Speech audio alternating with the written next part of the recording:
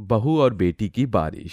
मेघा रसोई में रोटी बना रही होती है, तभी अचानक बारिश शुरू हो जाती है और उसकी सास हेमलता कहती है, बहू, अरे ओ मेघा बहू, क्यों बहू रानी, सास की आवाज सुनाई नहीं दे रही क्या? बहू बेचारी डरी सहमी भागती हुई हेमलता के पास आती है। जी माँ जी, आपने बुलाया? क्यों री बहू, तेरे कानों में क्या धूल मिट्टी जम गई है? कब से तुझे बुला रही हूँ। देख बूंदाबांदी हो रही है, जा जाकर छत से सारे कपड़े उतार ला। मगर माँ जी, मैं तो रसोई में रोटी बना रही हूँ, आप नन्ना जी को बोल देती। बिल्कुल भी नहीं, तुझे पता नहीं है क्या, मेरी बेटी बरसात के पानी में भीगने से बीमार पड़ जाती है। मुझसे बहस करने से अच्छा जल्दी से जाकर कपड़े लिया, वरना अगर एक भी सूखे कपड़े गीले हुए ना तो तुझे इस मौसम की बारिश में छत पर छोड़ दूंगी। वैसे तो सभी घरों में दलीलें दी जाती हैं कि बेटी और बहू में कोई फर्क नहीं, मगर ये कड़वा सच है कि बहू और बेटियों में फर्क हर घर की कहानी है। फिर चाहे जो कुछ क्यों ना हो, एडजस्ट बेचारी बहुओं को ही करनी पड़ती है। मेघा जल्दी से छत पर आ जाती है और कपड़े उतारने लगती है। तभी बारिश की गर्दिश बहुत ही जोरों की हो जाती है, जिससे कपड़े भी भीग जाते हैं। मेघा बहू, कपड़े ले आई तू? जी मम्मी जी, ले आई हूँ। जैसे ही हेमलता गीले कपड़े देखती है तो गुस्से में बेचारी बहू पर फिर से बिगड़ जाती है। क्यों री लापरवाह बहू, ये कपड़े गीले कैसे हुए? आखिरकार तूने सारे धुले धुलाए कपड़ों को बारिश के पानी में गंदा कर ही दिया। कल ही इतना सारा साबुन सर्फ खर्च करके ये सारे कपड़े धुले थे। तूने क्या मेरे घर को धन्ना सेठ का घर समझा हुआ है? यहाँ तेरे गरीब मायके वालों के यहाँ से मनी ऑर्डर नहीं आता, समझी? और ये जलने की बदबू कहाँ से आ रही है? ये सुनकर मेघा आंखों में आंसू लिए भागकर रसोई में जाती है, जहाँ तवे की रोटी जल चुकी होती है। मेरी रोटी! अचानक मेघा का हाथ गर्मा गर्म तवे से जल जाता है। तभी अचानक उसकी ननद जिया किचन में आकर अपनी फरमाइश सुनाती है। मेघा भाभी, आपको खुद तो कभी मन करता नहीं कि कुछ अच्छा बना लूं? कम से कम बरसात में तो अपनी लेजीनेस छोड़ दिया करो। चलो जल्दी से मेरे लिए पनीर के पकौड़े बना दो। मगर ननद जी, घर में तो पनीर है ही नहीं।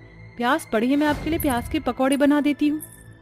मम्मी, आपको पता है ना मुझे बरसात में पनीर के पकौड़े खाना कितना पसंद है। देखो ना, भाभी मेरे लिए बना ही नहीं रही। हेमलता अपनी बेटी की चिकनी चुपड़ी बातों में आकर मेघा को गुस्से से घूरते हुए कहती है, क्यों री मेघा बहू, क्यों नहीं बना रही तू मेरी बेटी के लिए पकौड़े? माँ जी, घर में पनीर नहीं है और बाहर बारिश भी इतनी हो रही है। अरे बारिश ही तो हो रही है, बाढ़ थोड़ी ना आई है जो तुझे डुबा ले जाएगी। जा जाकर बाजार से मेरी बेटी के लिए पनीर लेकर आ। मगर माँ जी, बाहर बारिश बहुत तेज है, अभी जाना जरूरी है क्या? अरे अभी नहीं जाएगी तो क्या सर्दियों के सीजन में पनीर लाएगी? ये पकड़ 50 रुपए, इसके 1 पाव पनीर लिया। अपनी बेटी की खाने की ख्वाहिश के आगे हेमलता अपनी बहू पर बिल्कुल भी तरस नहीं खाती, जिस कारण बेचारी बहू भरी बरसात में भीगते हुए पैदल पैदल बाजार से पनीर लेकर घर लौटने लगती है। तभी बरसात के साथ साथ ओले पड़ना भी शुरू हो जाते हैं, जिससे मेघा ठिठुरने लगती है। क्या करूं, अभी तो घर भी दूर है और ये बारिश है कि थमने का नाम ही नहीं ले रही। ठंड भी लग रही है और मेरे पास तो पैसे भी नहीं है कि रिक्शा लेकर घर चली जाऊं। मेघा एक बंद पड़ी दुकान के शटर के बाहर खड़ी होकर बारिश बंद होने का इंतजार करती है, मगर बारिश नहीं थमती। जिसके बाद वो भीगते हुए घर आती, तभी जिया अपनी माँ के कान में फुसफुसाती है, देख लो, आ गई माँ आपकी भाभी। पक्का सड़कों पर बारिश के मजे लूट रही होगी। मैं तो कहती हूँ अच्छे से क्लास लगाना इनकी।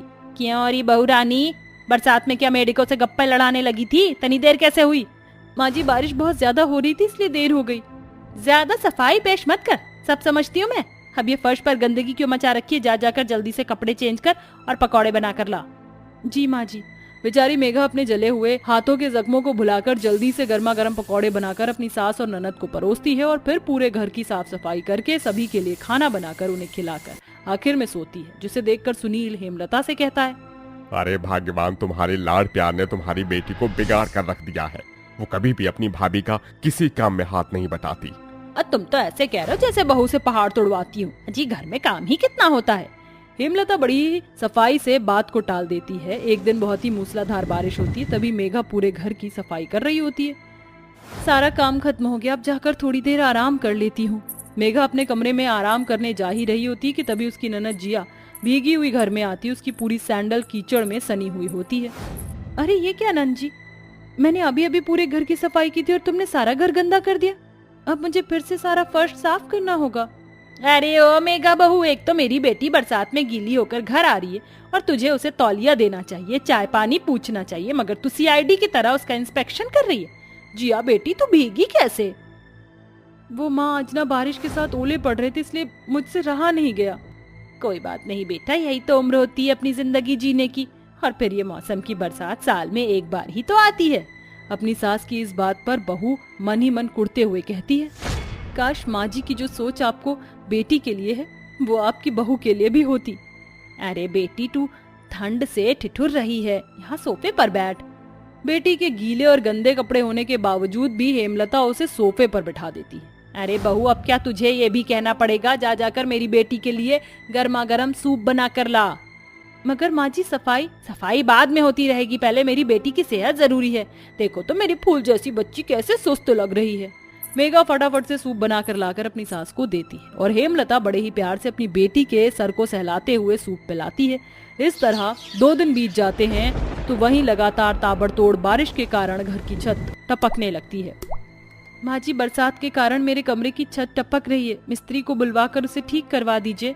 अरे इतने से काम के लिए मिस्त्री का क्या काम, वो आकर 1000 रुपए ले जाएगा। ये सीमेंट ले और खुद कर ले अपने कमरे की छत की मरम्मत। जी माँ जी। मेघा सीढ़ी के सहारे सीमेंट लेकर ऊपर चढ़ जाती है और छत पर सीमेंट लगाकर उसकी मरम्मत कर देती है। ऐसे ही वक्त बीतता है। तभी एक दिन हेमलता जब मंदिर से पूजा करके घर आ रही होती है, तभी आसमान में छाई बरसाती घटाएं बारिश बनकर जोर जोर से बरसने लगती है, जिससे कि हेमलता सर से लेकर पांव तक पूरी तरीके से भीग जाती है और घर आकर रात में उसे तेज बुखार हो जाता है। तभी खाने की मेज पर अपनी माँ को ना पाकर मुकेश कहता है, क्या बात है मेघा, माँ खाने की मेज पर नहीं दिख रही? आप सभी खा लीजिए, मैं माँ जी को खाना उनके कमरे में दे आती हूँ। मेघा खाना लेकर अपनी सास के कमरे में आती है, जहाँ हेमलता तेज बुखार में तड़प रही होती है। माँ, दर्द से मेरा सर फटा जा रहा है। माँ जी, आपको तो तेज बुखार है, मैं आपके लिए काढ़ा बनाकर लाती हूँ। मेघा झटपट से तुलसी के पत्ते का काढ़ा बनाकर अपने हाथों से गर्मा गर्म काढ़ा अपनी सास हेमलता को पिलाती है। माँ जी, आप सो जाइए, किसी भी चीज की जरूरत हो तो मुझे बताना, मैं यहीं हूँ। मेघा सारी रात जागकर अपनी सास का कभी सर दबाती तो कभी पैर, जिससे कि सुबह होने तक हेमलता बिल्कुल ठीक हो जाती है। माँ जी, उठ गई आप? अब कैसा लग रहा है आपको? मैं ठीक हूँ बहू, तू मेरी बेटी नहीं, फिर भी सारी रात मेरे पास बैठकर मेरी सेवा करती रही, मगर मेरी बेटी अपनी माँ का हाल देखने भी नहीं आई। मुझे माफ कर दे बहू, मैं हमेशा तुझ में और जिया में फर्क करती रही। मैं कहीं ना कहीं ये भूल गई थी कि मैं तुझे इस घर में बहू नहीं बल्कि बेटी बनाकर लाई थी, और कब तेरे साथ फर्क करने लगी पता ही नहीं चला। माँ जी, आप मुझसे बड़ी हैं, मुझसे माफी मांगकर मुझे शर्मिंदा मत कीजिए। हेमलता अपनी करनी पर पछताते हुए ना सिर्फ अपनी बहू मेघा से माफी मांगकर उसे गले से लगा लेती है, अपनी सास का प्यार पाकर मेघा का दिल खुशियों से भर गया। वहीं हेमलता भी बहू बेटी में फर्क करना छोड़कर मेघा को भी बेटी की तरह प्यार देने लगती है। सुनील बालकनी में बैठा हुआ न्यूज़पेपर पढ़ रहा था। तभी अविनाश वहां आता है। गुड मॉर्निंग डैडी, क्या हुआ, परेशान लग रहे हैं? क्या करूं बेटा, सुबह के 10 बज रहे हैं मगर अभी तक चाय भी नसीब नहीं हुई। तेरी मॉडर्न माँ और बहन को पब और पार्टियों से फुर्सत मिलेगी तब तो परिवार का ख्याल आएगा। इस घर में तो बस अपना हाथ ही जगन्नाथ है। ये कहकर सुनील खुद ही चाय बनाकर पीते हुए कहता है, इन दोनों माँ बेटियों को दिल्ली के मॉडर्न माहौल की हवा लग गई है। अब इस घर को ऐसी बहू की जरूरत है जो गृहस्थी संभाल सके। इसी सोच के साथ सुनील अपने चारों बेटों की शादी गांव की चंदा, रिंकी, गुड्डन और झुमरी से कर देता है और चारों गांव की देसी बहुएं ससुराल आ जाती हैं। हाय दया, रिंकिया देख तो, हमारा ससुराल तो एकदम फिल्मी स्टाइल अमिताभ बच्चन के जैसन है। हाँ गुड्डन, हमारा ससुराल इतना बड़का है कि यहाँ गिल्ली डंडा और क्रिकेट आराम से खेल सकत है। गवार बहुओं की इस बात पर उनकी मॉडर्न ननंद निया कहती है, लो अभी इन महान हस्तियों को आए 1 मिनट भी नहीं हुआ और चारों ने अपनी गवारपंती दिखानी शुरू कर दी। इसके बाद मोनिका उनका गृह प्रवेश करती है। अगले ही दिन से चारों गवार बहुएं अपनी जिम्मेदारियां निभाने लगती हैं। तभी एक सुबह जैसे ही अविनाश ब्रश करने बाथरूम में जाता है तो टूथपेस्ट का खाली पैक लेकर रसोई में रोटी बना रही रीना के पास आता है। रीना, टूथपेस्ट खत्म हो गया है, मैंने कल ही तुम्हें कहा था ना कि एक नया टूथपेस्ट ले आना। हाय दया, सजनवा वो टूथपेस्ट लाना तो हम भूल गए। तो अब जाकर ले आओ, मुझे दफ्तर के लिए देर हो रही है। अरे अभी कैसे जाए, अभी गई तो मेरी रोटियां इस तवे पर जलकर मर जाएंगी। तनिक ठहरो, हम कोई जुगाड़ लगाते हैं। इसके बाद रीना टूथपेस्ट पर बेलन जलाती है, जिससे उसमें से बचा कुचा मंजन निकल आता है। लो, अब जाकर जितना दांत घिसना है घिसते रहो। अरे वाह मेरी जुगाड़ू बीवी, तुम तो छा गई। अपने पति से तारीफ पाकर रीना खुश होकर टशन में कहती है, अरे वाह Reena, you are very very good. देखा, आज हमारी जुगाड़पंती के कारण पति देव ने तारीफ की। बस एक सासू अम्मा को ही हम जुगाड़ू बहुओं की कदर नहीं है। अब तक तो चारों देसी बहुओं का हर दिन हंसते खेलते गुजर रहा था। फिर एक शाम, ससुर जी खाने में क्या बनाना है? अपनी सास से पूछ ले गुड्डन बहू। मगर सासू माई तो कुत्ती पार्टी में गई हैं। इस पर सुनील हंसते हुए कहता है, गुड्डन बहू उसे किटी पार्टी कहते हैं। खैर, वैसे बहुत दिनों से मुझे भरवा करेले खाने का मन है, तू वही बना दे। ठीक बा ससुर जी। फिर गुड्डन रसोई में आकर झुमरी से कहती है, झुमरी, ससुर जी भरवा करेले बनाने को कह रहे हैं। ठीक बा, हम प्याज काटते हैं, तू करेले चढ़ा दे। फिर झुमरी गाते हुए प्याज काटना शुरू कर देती है। लगावेलू जब लिपस्टिक, हीलेला आरा डिस्ट्रिक्ट, जिला टॉप लागेलू, ओ जिला टॉप लागेलू, कमरिया आहा, कमरिया आहा। हाय दैया, ई ससुरी प्याज खुद कटत है मगर रुलावत हमको है। लागत है कोनो जुगाड़ लगाना पड़ेगा। ये कहकर झुमरी हॉल में रखे अपने पति का हेलमेट लेकर किचन में आती है और उसे लगाकर मजे से प्याज काटने लगती है। इतने में मोनिका और निया भी घर आ जाते हैं। भाभी, जरा जल्दी से एक गिलास पानी लेकर आना। अरे ओ मेरी देसी गवार भाभियों, सुनाई नहीं देता क्या? आज तो इनकी खैर नहीं। निया गुस्से में पैर पटकती हुई किचन में आती है और झुमरी को हेलमेट लगाकर देखकर हैरानी से बोलती है, अरे ओ मेरी गवार भाभी, रसोई में क्या ट्रैफिक वाले तुम्हें धर दबोच रहे हैं जो हेलमेट लगा रखा है? अरे नहीं नहीं ननंदिया, वो काहे ना हमारी आंखों में प्याज लग रहा था, बस इसलिए हम ई फटफटिया के हेलमेट वासे जुगाड़ लगा लिए। वाह रे गवार देसी भाभी, तुम्हारी जुगाड़पंती के लिए तो तुम्हें आईफा अवार्ड देना चाहिए। निया झुमरी को उसके जुगाड़पंती का मजाक बनाकर चली जाती है, मगर क्या चारों देसी गवार बहुएं अपनी जुगाड़पंती को कहां ब्रेक लगाने वाली थीं। एक सुबह चंदा सभी के लिए चाय बनाकर उन्हें देने के बाद निया के कमरे में आती है, जहां वो हेयर ड्रायर से अपने बाल सुखा रही होती है।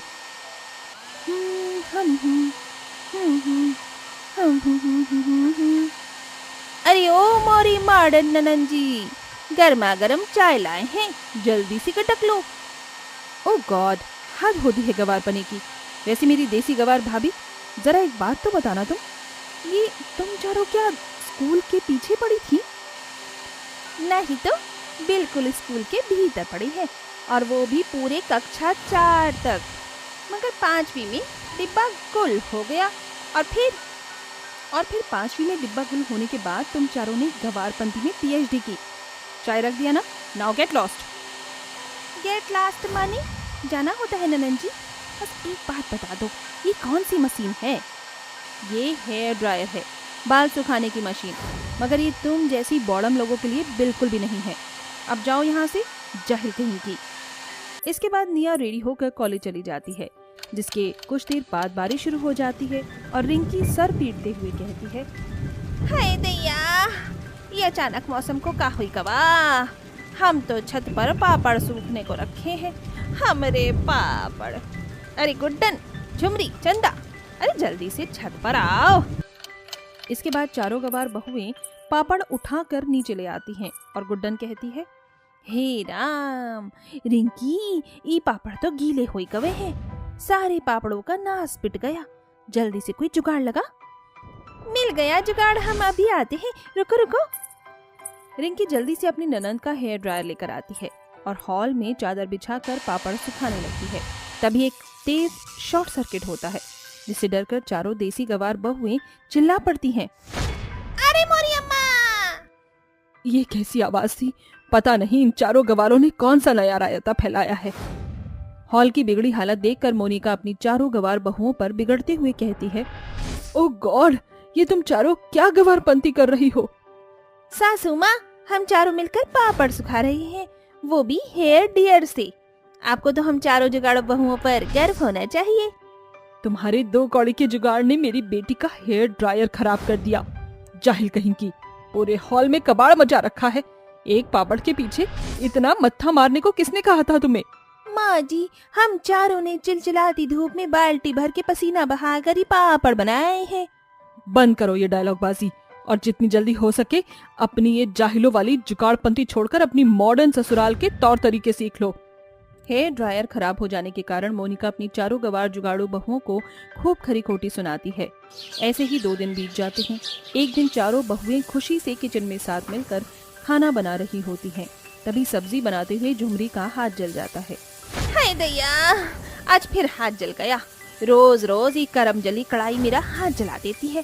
कोई ऐसा जुगाड़ लगाना पड़ेगा कि खाना भी बन जाए और मेरा हाथ भी ना जले। ये कहकर झुमरी फ्रिज खोलती है जहाँ स्प्राइट से भरी एक बोतल रखी होती है। मिल गया जुगाड़, मगर ई बोतलवा में तो शरबत भरा है, ई का गटक जाते हैं। झुमरी पहले तो सारा स्प्राइट पीकर बोतल को काट कर उसके ऊपरी हिस्से को अपने हाथों में लगाकर खुशी से सब्जी बनाती है। का फैंटास्टिक जुगाड़ किया है। तभी अचानक सिलेंडर खत्म हो जाता है और रिंकी कहती है, हे मोरी अम्मा। का हुआ रिंकिया, काहे माथा ठोकत है? अरे गुड्डन, ई गैस सिलेंडर तो टाटा बाय बाय बोल गया। अब रिंकिया रोटियां कैसे बनाएगी? अरे बहू, खाना बन गया तो ले आ। अरे जल्दी से तुम तीनों कुछ जुगाड़ लगाओ। हमारे पास एक जुगाड़ है, हम अभी आवत हैं। चंदा जल्दी से कमरे से प्रेस लेकर किचन में आती है और कहती है, गुड्डन तू जल्दी से रोटी बेल और रिंकी तू इस प्रेस पर रोटी पका। फिर गवार बहुएं अपना देसी दिमाग लगाकर प्रेस पर रोटी बनाती हैं और चंदा अपने ससुर को खाना परोसती है। तभी निया कहती है, मम्मी आपने कहीं प्रेस देखा है क्या?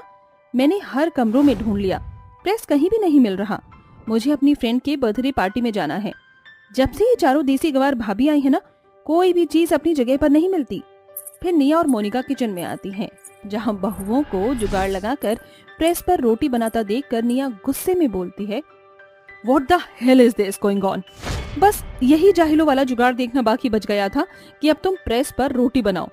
और ये तुम्हारे हाथ में बोतल कैसी है? देख लो मम्मी, ये गवार भाभी ने मेरी स्प्राइट बोतल भी काट डाली। कह दो इन देसी गवार भाभियों को अपनी जुगाड़पंती में घर के सामान पर एक्सपेरिमेंट करना बंद करें। अरे ननन जी, इतना काहे गरमाहट हो? अरे रोटी बना लेने से ये प्रेस कोनो घिस तो नहीं गई। अब अचानक से गैस खत्म हो गया तो हमने जुगाड़ लगा कर रोटियां बना डाली। ये खिचखिच बंद करो और मेरी बात कान खोल कर सुनो। मेरी जाहिल गवार बहू, इस घर को तुम्हारे जुगाड़ की जरूरत नहीं। अब कोई एक्सपेरिमेंट किया तो मुझसे बुरा कोई नहीं होगा। इस घर में हर मॉडर्न चीज है तो तुम्हें जुगाड़ लगाने की क्या जरूरत है? हर काम के लिए दुनिया की महंगी से महंगी चीज है तो तुम आज से ये जुगाड़ लगाना बंद करो। जुगाड़ लगाना है तो अच्छी बात होती है, पर जब तुम्हारे घर में सब कुछ है तो तुम ये जुगाड़ क्यों लगा रही हो? आज के बाद तुमने ये जुगाड़ लगाया तो मुझसे बुरा कोई नहीं होगा, समझी? सास की तगड़ी झड़प सुनकर आखिर में चारों गवार बहुएं फिर कोई जुगाड़ नहीं करती, बल्कि अपने मॉडर्न ससुराल वालों के माहौल में एडजस्ट हो जाती हैं।